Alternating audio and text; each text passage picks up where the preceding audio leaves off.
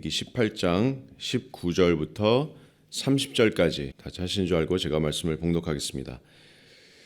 너는 여인이 월경으로 불결한 동안에 그에게 가까이하여 그의 하체를 범하지 말지니라. 너는 내 이웃의 아내와 동침하여 설정함으로 그 여자와 함께 자기를 더럽히지 말지니라. 너는 결단코 자녀를 몰렉에게 주어 불로 통과하게 함으로 내 하나님의 이름을 욕되게 하지 말라. 나는 여호와이니라. 너는 여자와 동침함 같이 남자와 동침하지 말라. 이는 가증한 일이니라. 너는 짐승과 교합하여 자기를 더럽히지 말며 여자는 짐승 앞에 서서 그것과 교접하지 말라. 이는 문란한 일이니라. 너희는 이 모든 일로 스스로 더럽히지 말라. 내가 너희 앞에서 쫓아내는 족속들이 이 모든 일로 말미암아 더러워졌고 그 땅도 더러워졌으므로 내가 그 악으로 말미암아 벌하고 그 땅도 스스로 그 주민을 토하여 내느니라. 그러므로 너희 곧 너희의 동족이나 혹은 너희 중에 거류하는 거류민이나 내 규례와 내 법도를 지키고 이런 가증한 일에 하나라도 행하지 말라. 너희 전에 있던 그 땅 주민이 이 모든 가증한 일을 행하였고 그 땅도 더러워졌느니라. 너희도 더럽히면 그 땅이 너희가 있기 전 주민을 토함같이 너희를 토할까 하노라. 이 가증한 모든 일을 행하는 자는 그 백성 중에서 끊어지리라. 그러므로 너희는 내 명령을 지키고 너희가 들어가기 전에 행하던 가증한 풍속을 하나라도 따름으로 스스로 더럽히지 말라. 나는 너희의 하나님 여호와이니라. 아멘. 오늘은 세상과 구별된 백성이라는 제목을 가지고 여러분과 말씀을 나누려고 합니다. 나는 너희의 하나님 여호와니라. 18장 30절 하반절 말씀에 하나님께서 이렇게 말씀하셨는데 나는 너희의 하나님 여호와니라라는 이 말씀은 18장에서 총 6번이나 하나님께서 이렇게 말씀하셨습니다. 이스라엘 백성은 아시다시피 하나님께 주권적으로 선택된 백성들입니다. 그래서 그들이 섬기는 하나님은 정말 온 우주 만물을 창조하신 참 유일하신 여호와 하나님께서 그들의 하나님이 되십니다. 그렇기 때문에 참 하나님을 섬기는 이스라엘 백성들은 다른 이방 백성들과는 분명하게 구별되어야 했습니다. 그래서 레위기 19장 2절 말씀에 너희는 거룩하라. 이는 나 여호와 너희 하나님이 거룩함이니라. 그래서 하나님의 거룩함과 그들의 하나님의 백성의 구별된 거룩함, 이것이 바로 레위기 전체를 요약하는 주제라고 할 수 있겠습니다. 그렇다면 저와 여러분은 어떻습니까? 구원받은 저와 여러분들도 하나님으로부터 구별된 자들입니다. 그래서 사도 바울이 교회들에게 편지를 쓸 때도 이 놀라운 진리를 편지의 수신자들에게 상기시켰던 것입니다. 고린도전서 1장 2절 말씀에 사도 바울은 고린도에 있는 하나님의 교회 곧 그리스도 예수 안에서 거룩하여지고 성도라 부르심을 받은 자들에게 내가 편지를 쓴다 이렇게 밝히고 있습니다. 누구에게 편지를 쓴다고요? 곧 그리스도 예수 안에서 거룩하여지고 성도라고 불리는 자들에게 내가 편지를 쓴다 이렇게 말씀하고 있습니다. 자, 성도라는 단어의 의미 자체가 거룩입니다. 이처럼 하나님께서는 우리를 죄의 권세에서 또 죄의 그런 속박에서 우리를 속량하시고 예수 그리스도의 공의로 우리에게 덧입혀 주셔서 이제는 우리는 하나님 앞에서 거룩하고 흠이 없는 자들로 성별해 주셨습니다. 우리는 구별된 자들입니다. 세상과도 그래서 구별된 자들입니다. 참 유일하신 하나님을 섬기는 그런 성도로서 우리는 세상 사람들과는 반드시 구별된 삶을 살 수밖에 없습니다. 그것이 우리의 본질입니다. 그렇다면 저와 여러분은 성도로서 세상에서 어떻게 구별된 삶을 살 수가 있을까요? 세상과 구별된 그런 자들로서 성도로서 세상 속에서 우리가 어떤 의무를 가지고 있을까요? 하나님을 섬기는 자들로서 우리는 어떻게 다른 삶을 살 수 있을까요? 오늘 본문 말씀을 통해서 살펴보도록 하겠습니다. 우리 어제 본문 말씀에 이어서 레위기 18장에서부터는 이스라엘 백성들이 실제로 생활에서 적용해야 되는 그런 또 순종해야 하는 그런 규례와 법도들에 대해서 하나님께서 말씀해 주고 계시는데 특히 레위기 18장은 하나님께서 금지하시는 모든 종류의 하나님 말씀이 이제 가증하다라고 이렇게 말씀하고 있는데 모든 종류의 부도덕하고 거룩하지 못한 성적인 그런 관계에 대한 규례를 말씀하고 계십니다. 어제 우리 매일 성경 본문이었던 6절부터 18절 말씀은 하나님께서 금지하시는 그런 근친 성관계에 대해서 명령하고 있고 또 오늘 본문 29절에서 23절 말씀 우리가 방금 읽은 것처럼 여러 가지 그런 불법적이고 부도덕한 그런 성적인 죄들에 대해서 금지하시는 그런 말씀입니다. 그것들은 우리가 말씀을 읽었다시피 문란하고 부도덕한 그런 이방 사람들이 행하던 그런 풍속들이었습니다. 이방 사람들의 결과가 어땠습니까? 오늘 보면 24절 말씀은 내가 너희 앞에서 쫓아내는 족속들이 이 모든 일로 말미암아 더러워졌다. 또 그 땅도 더러워졌으므로 내가 그 악으로 말미암아 벌하고 그 땅도 스스로 그 주민을 토하여 내느니라. 이렇게 말씀합니다. 그리고 만약에 너희도 그 같은 성적인 문란함을 답습한다면 28절 말씀에 너희도 더럽히면 그 땅이 너희가 있기 전 주민을 토함같이 너희를 토할까 하노라. 이렇게 하나님께서 경고하십니다. 또한 그것은 가증한 일이다. 가증한 일에 하나라도 따르지 말고 스스로 더럽히지 말라. 나는 너희의 하나님 여호와이니라. 이렇게 말씀하시면 하나님의 경고의 말씀입니다. 그렇다면 오늘 본문 19절에서 23절까지 하나님께서 금지하시는 또 거룩하지 못한 부도덕한 이런 성적인 죄는 어떤 것들이 있었습니까? 19절에 먼저 보시면 여인이 월경할 동안에 관계를 맺는 것을 금지하십니다. 이 규례는 이미 레위기 15장에서 하나님께서 그런 정결의식에 대한 내용을 다루실 때 이미 금지하셨던 그런 말씀입니다. 또 20절 말씀은 내 이웃의 아내와 동침하는 것, 또 간음의 죄, 또 불륜의 죄에 대해서 하나님께서 말씀하고 계십니다. 또 21절 말씀은 자녀를 암몬 신 몰렉에게 산채로 바쳐서 불로 태워지는 그런 이방 나라들의 행위를 너희는 따르지 말라. 이렇게 경고합니다. 이 18장 문맥 전체가 이 성적인 죄에 대한 것이기 때문에 아마 이 행위에도 어떤 성적인 죄와 연관되어 있지 않을까 이렇게 추측해 볼 수도 있습니다. 또 22절은 어떻습니까? 여자와 동침한 같이 남자와 동침하지 말라. 이것은 동성애 죄에 대해서 말씀하고 있습니다.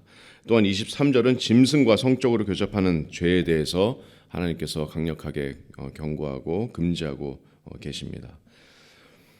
그 중에서도 우리 문화 속에서 20절과 22절 말씀에 좀 집중하고자 합니다. 왜냐하면 이 두 가지의 성적인 죄가 특별히 지금 우리 문화 속에 아주 팽배하게 넘쳐나고 있는 죄이기 때문입니다. 지금 문화 속에서 자연스럽게 인정되는 죄악입니다. 또 우리가 사는 이 문화는 이 죄악들을 심지어 축복하고 축하하고 장려하고 있습니다. 어떤 죄입니까? 바로 간음의 죄, 또 불륜의 죄와 또 동성애의 죄를 우리 문화 속에서 쉽게 지금 발견할 수 있습니다.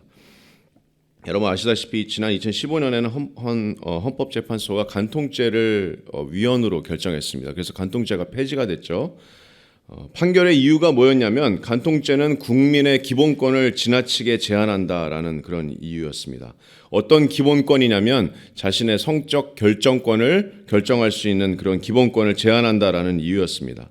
그래서 도덕적인 올바름을 따르기도 전에 일단 내 몸과 마음이 원하는 것을 하도록 보장해 줘야 된다. 그런 기본권을 보장해 줘야 된다라는 것이 이유였습니다.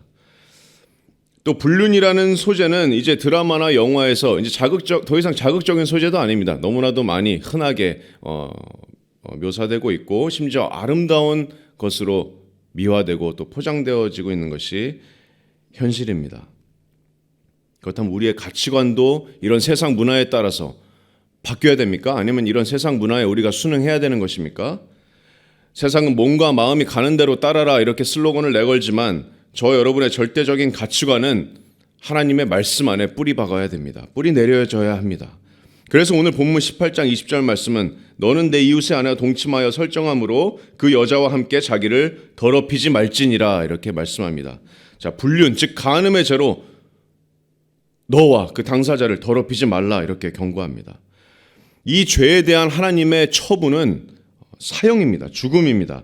이 죄에 대한 처벌에 대해서는 나중에 이제 20장에서 구체적으로 말씀하고 있는데 20장 10절 말씀은 누구든지 남의 아내와 간음하는 자, 곧 그의 이웃의 아내와 간음하는 자는 그 간부와 음부를 반드시 죽일지니라 이렇게 말씀하십니다.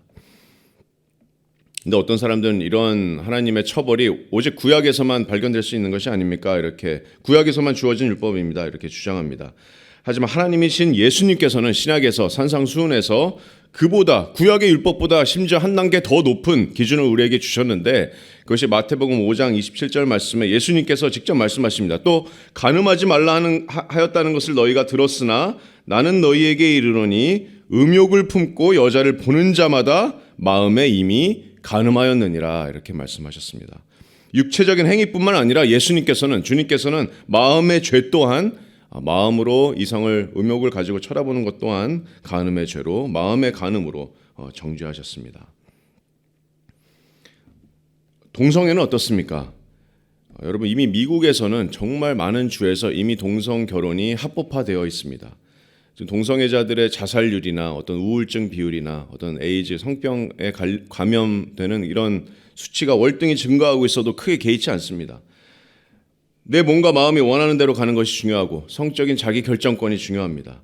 쉽게 말하면 내 마음대로 죄를 짓고 즐길 권리가 훨씬 더 중요하다는 그런 말입니다. 한국은 아직 우리 사회적인 통념상 동성 결혼은 아직 합법화는 되지 않았지만 우리도 머지않아 미국을 따라가지 않을까 이렇게 생각해 봅니다. 우리가 빈번하게 대학로나 이런 도심 한복판에서 어떤 퀴어 축제나 동성애자 간의 축제가 열립니다. 이제는 동성애가 더 이상 뒤에서 쉬쉬하는 일이 아닙니다. 미디어에서도 여러분 이런 말 들어보시죠? 브로맨스, 걸크러쉬 이런 말들이 은은하게 동성애를 미화하거나 조장하고 있습니다. 동성애자들이 하는 유튜버 채널에 수많은 구독자들이 응원을 보내고 지지를 합니다. 또한 아시다시피 차별금지법 같은 법안이 통과되면 이젠 동성애가 죄라고 우리가 성경 말씀을 근거로 동성애가 죄라고 이야기하는 것조차 불법이 되는 일들도 머지 않았습니다. 여러분 그렇다면 동성애가 우리가 자연스러운 문화적인 현상으로 시대적인 흐름으로 우리가 순응해야 되는 것입니까? 아니면 변하지 않는 하나님의 말씀이 우리의 변하지 않는 가치가 됩니까? 오늘 본문 22절 말씀은 너는 여자와 동침함 같이 남자와 동침하지 말라. 이는 뭐라고요? 가증한 일이니라 하나님께서 말씀하십니다. 게다가 이 죄에 대한 하나님의 처분도 동일하게 사형입니다. 20장 13절 말씀에 누구든지 여인과 동침하든 남자와 동침하면 둘 다 가증한 일을 행함인즉 반드시 죽일지니 자기의 피가 자기에게로 돌아가리라. 이렇게 무섭게 하나님께서 이 죄에 대한 처분을 말씀하십니다. 신약 성경에서도 동일합니다. 하나님은 어제나 오늘이나 영원히 동일하신 하나님이시고 구약의 하나님이 신약의 하나님이 되시는데 로마서 1장 27절 말씀에 그와 같이 남자들도 순리대로 여자 쓰기를 버리고 서로 향하여 음욕이 부릴 듯하며 남자가 남자와 더불어 부끄러운 일을 행하여 그들의 그릇됨에 상당한 보응을 그들 자신이 받았느니라. 사랑하는 성도 여러분, 세상이 이처럼 타락했습니다. 성적으로 얼마나 타락한 세상입니까? 또 그런 얼마나 타락한 문화 속에서 우리가 살고 있습니까? 이런 세상 속에서 성도라고 불리는 구원받은 저와 여러분이 하나님 앞에서 거룩하게 성별된 저와 여러분이 어떻게 세상과는 구별된 삶을 살 수 있을까요? 또 성도로서 어떻게 우리가 이 세상에서 의무를 다하고 살 수가 있을까요?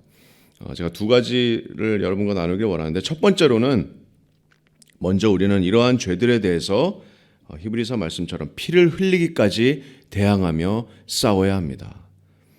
구원받은 저와 여러분은 영화롭게 되기 전까지 여전히 우리가 죄와 이제 싸우는 그런 여정을 함께 하고 있는데 크리스찬들이라고 해서 우리가 그리스도인들이라고 해서 자연스럽게 그냥 이런 모든 성적인 죄들에 대해서 면역력이 생기는 것이 아닙니다.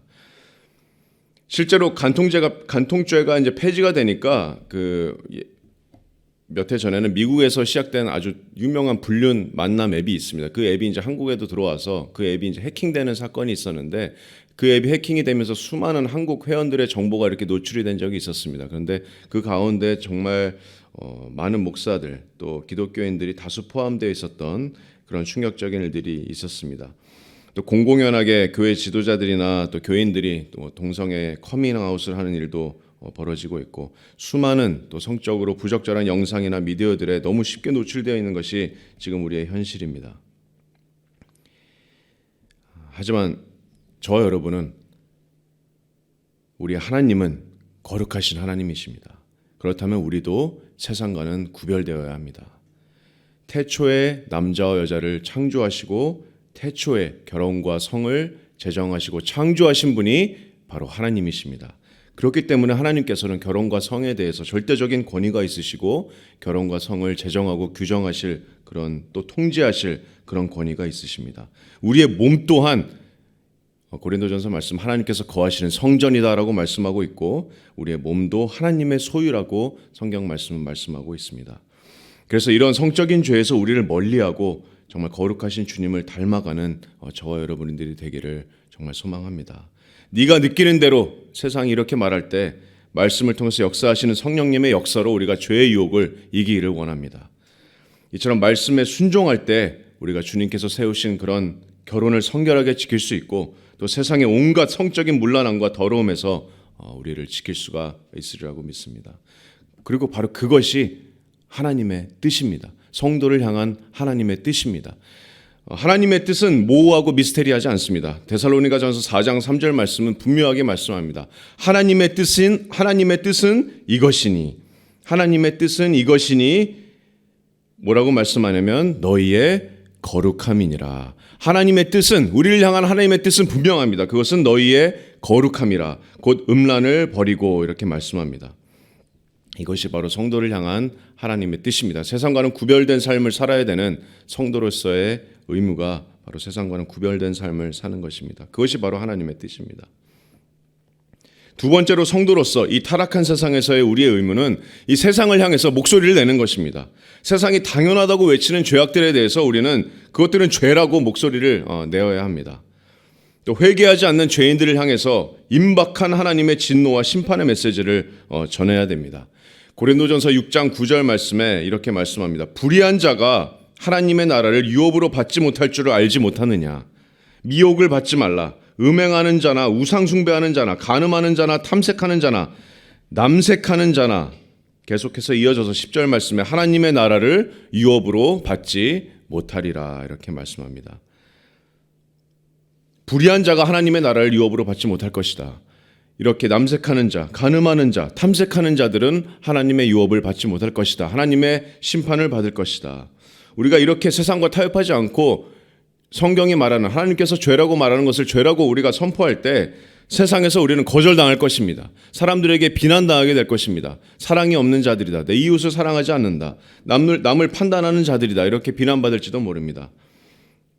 하지만 사람을 두려워하지 마시기 바랍니다. 우리는 하나님의 말씀인 진리의 말씀을 담대히 선포하고 복음을 전하는 자들로 하나님께 부르심을 받았습니다. 그것이 우리가 지금 이 세상 가운데 하나님께서 이 세상 가운데 우리가 있는 이유입니다. 여러분, 진짜 사랑은 진리를 말해주는 겁니다. 그게 진짜 사랑입니다. 참을 말해주는 것, 진짜가 무엇인지, 진리가 무엇인지 말해주는 것이 정말 사랑입니다.